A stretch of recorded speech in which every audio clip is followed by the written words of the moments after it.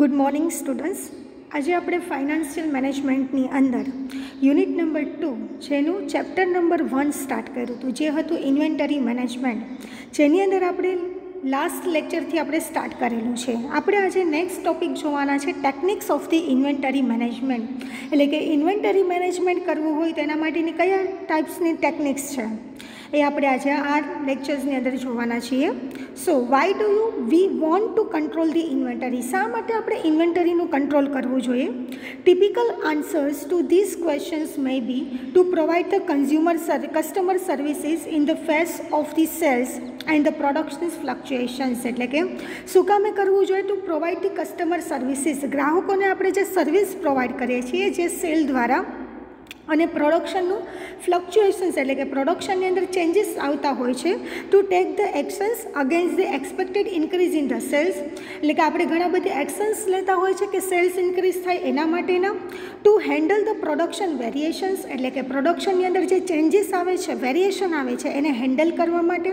Two manufacture the goods in the economic productions run.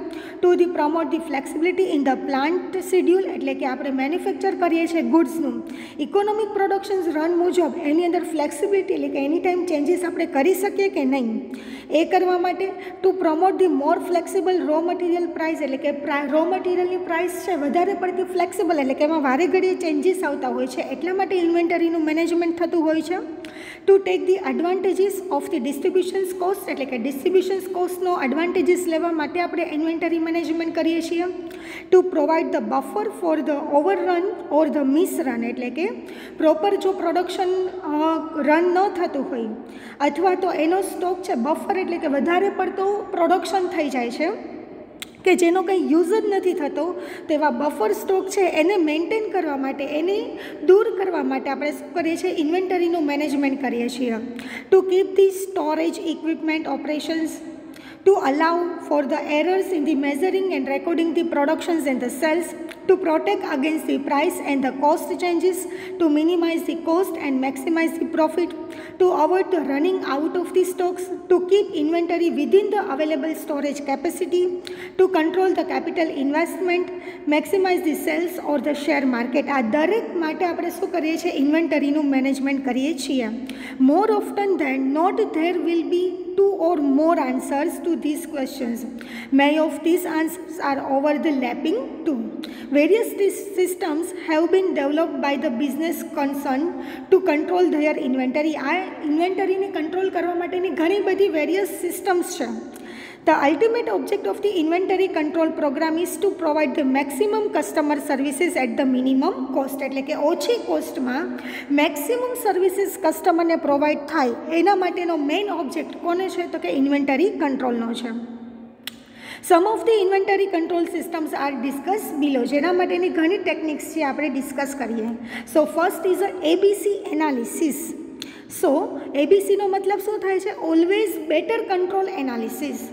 Where there are many items in the inventory, it becomes the essentials to have the value item analysis, popularly known as ABC or the always better control analysis. A for always, B for better and C for control analysis, which attempt to relate how the inventory values is concentrated among the individuals item. એટલે કે એ શું કરે છે? તો કે how to inventory values connected among the individuals item. કોઈ એક particular item માટે એક ઇન્વેન્ટરીની વેલ્યુ એ આઇટમ માટે કેટલી છે એનું એ એનાલિસિસ કોણ કરે છે? તો કે ABC analysis. This analysis is a made by the classifying the items into the 3 categories. એટલે કે આ એનાલિસિસ દ્વારા તમે દરેક આઇટમ છે એને 3 કેટેગરીમાં ડિવાઈડ કરો છો, A, B and C. A being the most important and being the list, એટલે કે એની અંદર કેવી આઇટમ આવે છે કે જે પ્રોડક્શન કરવા માટે ખૂબ જ મહત્ત્વની છે, એન્ડ બીઇંગ અ લિસ્ટ, અને એનું કહેવાય ને પ્રમાણ ખૂબ ઓછું છે. The classification is based on the value, usage rate and the critically of the item. આ ક્લાસિફિકેશન છે કોના દ્વારા થાય છે? તો કે એની વેલ્યુ શું છે, એનો યુસેજ રેટ શું છે એટલે કે ઉપયોગનો રેટ શું છે, અને ક્રિટિકલી એમાં કેટલી પ્રોબ્લેમ્સ ક્રિએટ થાય છે એના ઉપર એનો રેટ થાય છે. All this criteria may be given a specified weightage after the classifications. એને સ્પેસિફાઈડ વેઇટ એટલે કે મહત્ત્વ, ભાર આપવામાં આવે છે. તો items are ranked by their values, એની વેલ્યુઝ દ્વારા એને રેન્ક આપવામાં આવે છે. And then cumulative percentage of the total value against the percentage of the items are noted. અને એના દ્વારા ક્યુમ્યુલેટિવ પર્સન્ટેજ એટલે કે દરેક એની વેલ્યુ દ્વારા એને વેઇટ આપી અને એનું પર્સન્ટેજ દ્વારા એને શું કરવામાં આવે છે, આઇટમ્સ છે એને પર્સન્ટેજ ડિવાઈડ કરવામાં આવે છે. સો આપણે આ જોઈએ એનું એક્ઝામ્પલ, ક્લાસિફાઈંગ આઇટમ્સ એઝ એબીસી.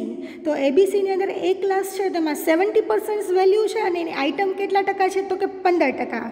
બીની અંદર તો કે એની વેલ્યુ કેટલી છે બી આઇટમ્સની?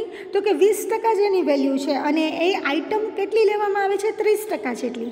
અને સી છે એના પર્સન્ટેજ વેલ્યુ 10% જ છે, પરંતુ એની આઇટમ્સ પ્રોડક્શનમાંથી કેટલો વપરાશ થાય છે? તો કે 55%.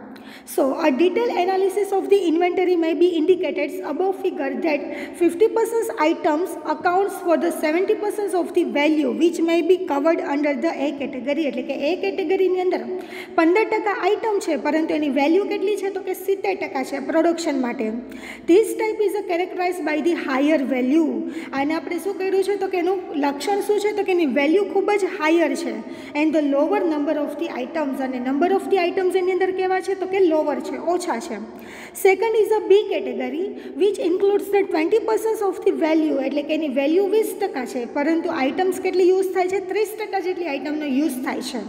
It is treated as a moderate or the medium group of the both the value factors and the number of the items. એટલે કે બીની અંદર જે પણ છે વેલ્યુ શું છે અને એની આઇટમ શું છે, એની વેલ્યુ શું છે? તો કે મોડરેટ, અને એનું ફેક્ટર એની આઇટમ્સ છે એ પણ કેવી છે? મોડરેટ છે, એટલે કે સમાંતર છે, સમકક્ષ છે, ન વધારે કે ન ઓછી.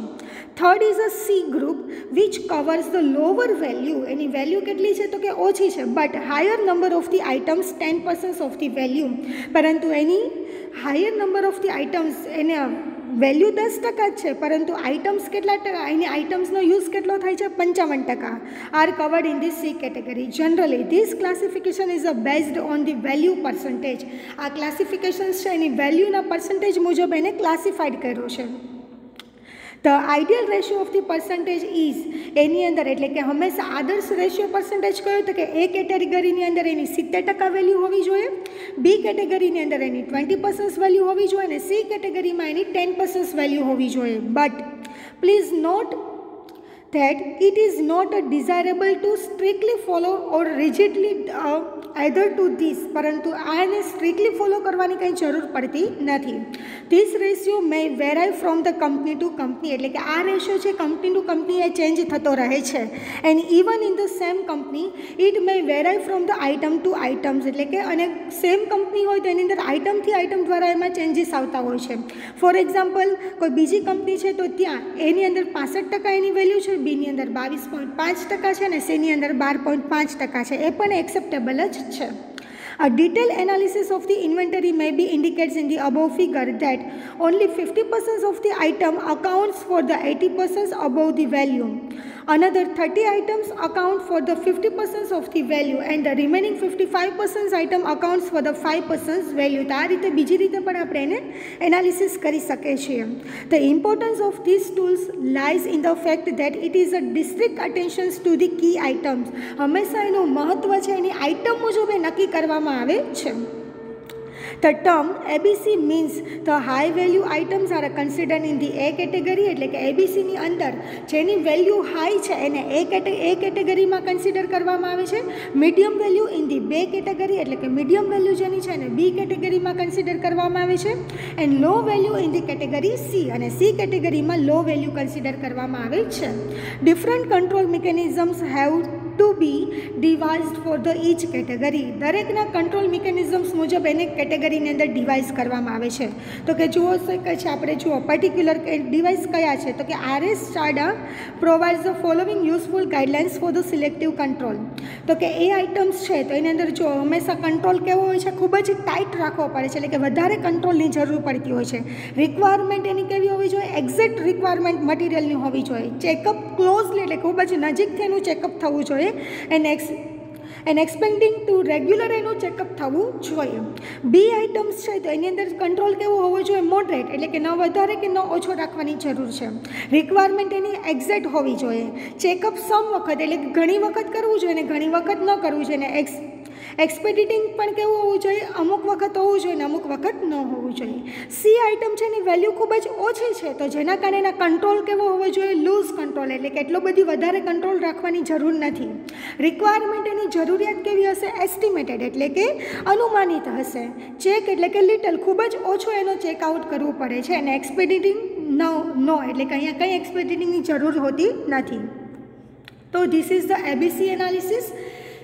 નેક્સ્ટ છે it may be modified by the following additional analytical tools. હવે એબીસીની અંદર પણ ઘણા બધી એડિશનલ વધારાના એનાલિટિકલ ટૂલ્સ પણ છે, જેમાં ફર્સ્ટ કયું છે FSN એનાલિસિસ. FSN એનાલિસિસમાં શું આવે છે તો કે inventory items are classified into the 3 category. F means fast moving, S means slow moving and N means no moving categories. And inventory control is an exercise to minimize holding of the S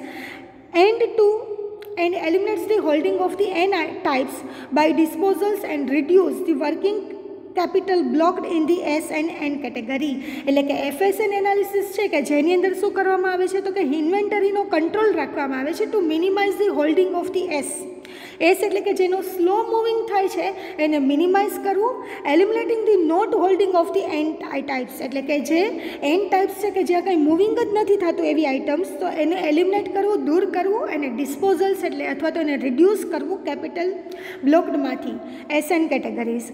one more variance of the SNS is the FNSD analysis. Fast moving, normal moving, S means slow moving and D means dead એટલે કે not moving. તો આ રીતે પણ એનું analysis થાય છે કે જ્યાં જે પ્રોડક્શન માટે જે આઇટમનો યુઝ થાય છે તો એમાં કઈ આઇટમ્સ છે જે ફાસ્ટ મૂવિંગમાં છે, અમુક આઇટમ્સ છે જે નોર્મલ મૂવિંગમાં છે, અમુક આઇટમ્સ છે જે સ્લો મૂવિંગમાં છે અને અમુક આઇટમ્સ છે એ ડેડ એટલે કે નોટ મૂવિંગમાં છે. તો એ રીતે પણ એનું એનાલિસિસ કરવામાં આવે છે.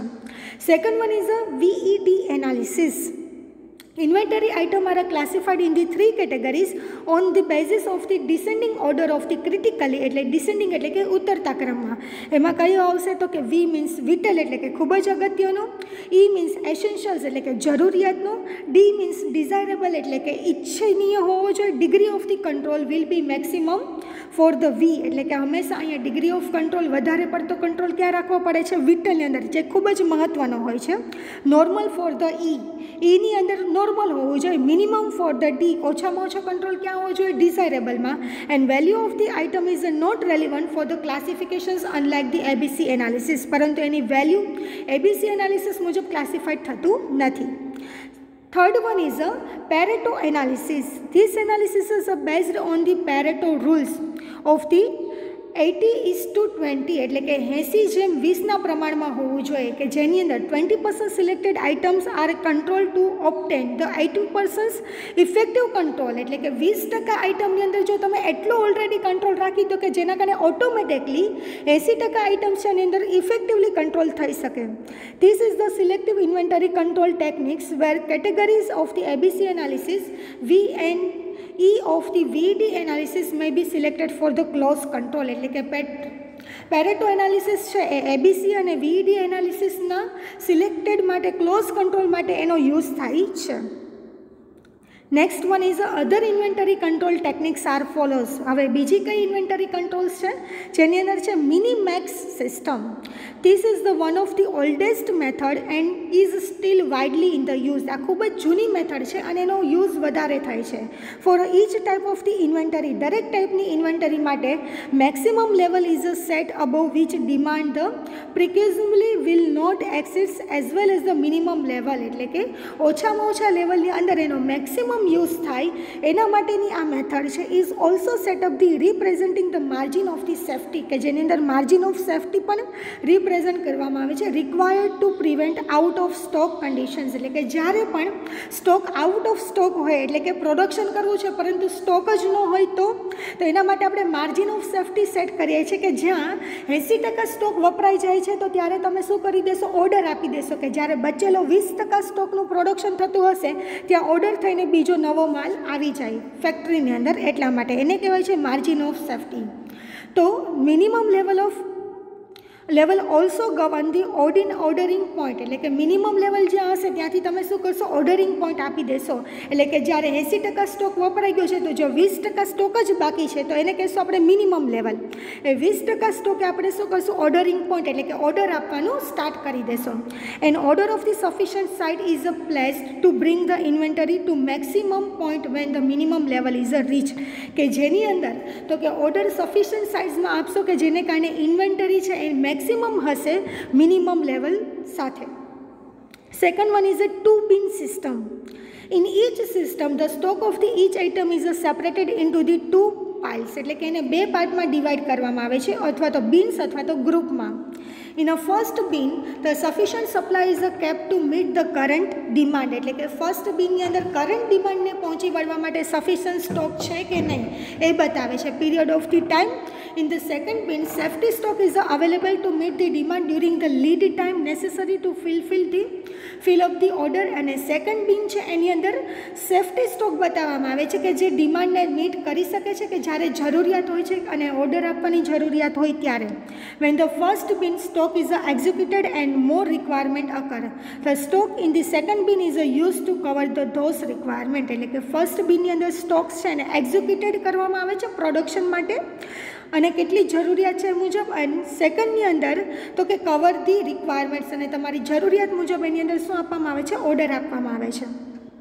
Third one is a order cycling system. In this system, periodic reviews are made to each item of the inventory, and એટલે કે periodically એની અંદર ઓર્ડરિંગ સાયકલની અંદર શું કરવાનું, રિવ્યૂ એટલે કે ચેકઆઉટ કરવું પડે છે inventory. And order are place to the restore the stock, એટલે કે ફરીથી રીસ્ટોર કરવા માટે સ્ટોકને ક્યારે ઓર્ડર આપવો જોઈએ એના માટેનું આ ઓર્ડરિંગ સાયકલ સિસ્ટમ છે કે જેની અંદર આપણે પિરિયોડિકલી ચેકઆઉટ કરવામાં આવે છે. Prescribe the supply level. The frequency of the review generally depends upon the critical nature of the items. For the instance, the critical items may require the relatively short review cycle.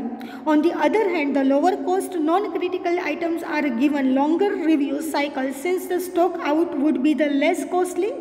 At each review date, the required amount is ordered to bring the inventory to be predetermined supply level, એટલે કે supply level છે જે અગાઉથી નક્કી કરેલી છે એ મુજબ એનું શું કરવામાં આવે છે, રિવ્યૂ ચેકઆઉટ કરવામાં આવે છે અને એ મુજબ ઓર્ડર પ્લેસ કરવામાં આવે છે. Fourth one is a statistical inventory control system. The number of the firms with the widely spread distribution system find the use of the mathematical models and the electronic computers to work out the distributions pattern. એટલે કે distributions pattern ઉપર workout કરવા માટે ફર્મ્સને કેટલી ઇન્વેન્ટરીની જરૂર છે એના માટે આપણે મેથેમેટિકલ મોડલ્સ દ્વારા અથવા તો ઇલેક્ટ્રોનિક કમ્પ્યુટર્સ દ્વારા એના પ્રોગ્રામ દ્વારા આપણે નક્કી કરી શકીએ છીએ. Inventory locations and the level that best reconciles considerations of the customer services, manufacturing and the distributions cost and the inventory turnover. આ દરેક પોઈન્ટ ઓફ વ્યૂથી આપણે એનું મેથેમેટિકલ્સ મોડલ્સ દ્વારા અથવા તો કોમ્પ્યુટરના પ્રોગ્રામ દ્વારા આપણે એનું એનાલિસિસ કરી શકીએ છીએ. Thus, mathematical approaches have been developed to help the inventory management decisions. જે મેથેમેટિકલ અપ્રોચ છે એ પણ ઇન્વેન્ટરી મેનેજમેન્ટના ડિસિઝન્સને મદદરૂપ થાય છે. In the United States, more operational reach efforts have been developed in the controlling the inventories to any other problems area in the business and the industries. તો આ રીતે આપણે સ્ટેટિસ્ટિકલ ઇન્વેન્ટરી કંટ્રોલ સિસ્ટમ દ્વારા પણ તમે શું કરો છો, ઇન્વેન્ટરીનું પ્રોપર મેનેજમેન્ટ કરી શકો છો. નેક્સ્ટ વન ઇઝ આપણે આટલી ટેકનિક્સ તો જોઈ જ, પણ સાથે સાથે એક મહત્ત્વની ટેકનિક્સ છે એ છે EOQ, ઇકોનોમિક ઓર્ડર ક્વોન્ટિટી. એ પણ આપણી શું આવશે, ઇન્વેન્ટરી મેનેજમેન્ટ ટેકનિક્સની અંદર જ આવશે. એક્ઝામની અંદર તમને ઇન્વેન્ટરી મેનેજમેન્ટ ટેકનિક્સ આવે તો તમારે EOQ પણ લખવું ફરજિયાત છે. સો EOQ means economic order quantity. Inventory of the raw material, processed goods and the finished product, serves the buffer or change the absorbing functions. The general functions of the inventory management નું શું છે એનું કાર્ય? First, minimise the investment in the inventory. ઇન્વેન્ટરીની અંદર એનું investment છે એ મિનિમમ હોવું જોઈએ. And second one, to meet the demand for the different type of the inventory efficiency and the adequately. એટલે કે ખૂબ જ અસરકારક રીતે આપણે ડિમાન્ડને પહોંચી વળીએ એ ટાઈપની ઇન્વેન્ટરી હોવી જોઈએ. સો એના માટે છે determining the economic order quantity. એના માટે આપણે શું કરવું પડે છે? ઇકોનોમિક ઓર્ડર ક્વોન્ટિટી ડિટરમાઇન કરવું પડે છે. Economic order quantity means the size or the order that will result in the lowest total and order the cost and carrying cost for the any item of the inventory. Economic order quantity એક એવું level બતાવે છે કે જ્યાં તમારી cost છે સૌથી lowest એટલે ખૂબ જ ઓછી હોય છે, ઓર્ડર કોસ્ટ ઓછી હોય છે, અને એની કેરિંગ કોસ્ટ એટલે કે ટ્રાન્સપોર્ટેશન કોસ્ટ છે એ પણ સૌથી ઓછી હોય છે આ લેવલે inventory. There is an optimum point between the number and the frequency of the ordering and the carrying of the inventory. Inventory economic order quantity છે એ ઓપ્ટિમમ પોઈન્ટ હોય છે કે જ્યાં કેરિંગ કોસ્ટ અને ઓર્ડરિંગ કોસ્ટ બંને કેવી હોય છે? ઓછી હોય છે. Carrying holding of the inventory affect the carrying cost. હંમેશા કેરિંગ કોસ્ટ છે એ જ હંમેશા ઇન્વેન્ટરીને વધારે અફેક્ટ કરતી હોય છે કે અમુક વખત છે તમારા રો મટીરિયલની પ્રાઇસ એટલી નથી હોતી જેટલી તમારી કેરિંગ કોસ્ટની હોય છે, એટલે કે ટ્રાન્સપોર્ટેશન કોસ્ટની હોય છે. એટલા માટે કેરિંગ કોસ્ટ પણ ખૂબ મહત્ત્વની હોય છે. At the optimum point, marginal cost of the ordering is just equal to the marginal carrying cost. એક એવો પોઈન્ટ છે કે જ્યાં તમારી કોસ્ટ છે એ માર્જિનલ કેરિંગ કોસ્ટ બરાબર જ થાય છે. thus economic order quantity is that order quantity કે એટલી ક્વોન્ટિટીનો તમારે માલનું ઓર્ડર કરવું જોઈએ where the marginal cost of the ordering is equal to the marginal carrying cost, કે જ્યાં તમારી માર્જિનલ ઓર્ડરિંગ કોસ્ટ અને માર્જિનલ કેરિંગ કોસ્ટ બંને ઇક્વલ થાય છે. At this the total of this two cost is lowest, કે જેની અંદર સૌથી બંને કોસ્ટો કેવી હોય છે? ઓછી હોય છે. thus the use of the economic order quantity model helps in the minimizing the cost functions, કે જેના કારણે મિનિમમ કોસ્ટ ફંક્શન્સ છે તમને બતાવે છે. તો જેના માટેનું તમને અહીંયા ફોર્મ્યુલા બતાવ્યું છે. Economic order quantity can be determined by the use of the following formula, જેના માટે Q equal to 2 into U into P upon S, જ્યાં Q equal to economic order quantity, U equal to quantity purchase in the year એટલે કે તમે કેટલું purchase કરો છો, P means cost of the placing and order એટલે કે order માટેની કોસ્ટ કેટલી છે, અને S means annual cost of the storage of the one unit. એક યુનિટ માટે સ્ટોરેજ કોસ્ટ કેટલી લાગે છે એ બતાવે છે, કે જેના દ્વારા ઇકોનોમિક ઓર્ડર ક્વોન્ટિટીની અંદર તમને ઓપ્ટિમમ પોઈન્ટ બતાવે છે કે જ્યાં તમે શું કહેવાય છે તો કે સૌથી ઓછી કોસ્ટમાં તમે ખૂબ સારી એવી ઇન્વેન્ટરી પરચેસ કરી શકો છો. તો જેના માટે તમને ચાર્ટ પણ આપ્યો છે કે જુઓ, જેની અંદર એક્સ અક્સિસની અંદર ઓર્ડર ક્વોન્ટિટી છે અને વાય અક્સિસની અંદર મિનિમમ કોસ્ટ છે. તો આપણે જોઈ શકીએ છીએ કે ટોટલ કોસ્ટ કર્વ ઇન્ક્રીઝ થાય છે, હોલ્ડિંગ કોસ્ટ પણ ઇન્ક્રીઝ થાય છે, તો ઇન્વેન્ટરી જે છે જો ડિક્રીઝ થાય છે. ઓપ્ટિમમ પોઈન્ટ જે બતાવ્યો છે ઓપ્ટિમમ ઓર્ડર ક્વોન્ટિટી, કે જ્યાં મિનિમમ કોસ્ટની અંદર તમે મેક્સિમમ ઇન્વેન્ટરીનો યુઝ કરી શકો છો. So this is the EOQ, economic order quantity. તો this is the inventory management techniques કે જેની અંદર આપણે ABC એનાલિસિસ, ત્યારબાદ આપણે અધર એનાલિસિસ જોયું કે જેની અંદર આપણે FSN analysis, VED analysis, Pareto analysis, ત્યારબાદ અધર ઇન્વેન્ટરી કંટ્રોલ્સની અંદર મિનિમેક્સ સિસ્ટમ, ટુ બિન system, order cycle system, statistical inventory control system and the EOQ, economic order quantity. So this is the techniques of the inventory management. જો તમને આ પોઈન્ટની અંદર કંઈ ન સમજાય તો એની ટાઈમ પૂછી શકો છો. અને અહીંયા આપણું યુનિટ નંબર 2નું chapter number 1 inventory management complete થાય છે. નેક્સ્ટ લેક્ચરની અંદર આપણે ચેપ્ટર નંબર 2 સ્ટાર્ટ કરશું. Thank you.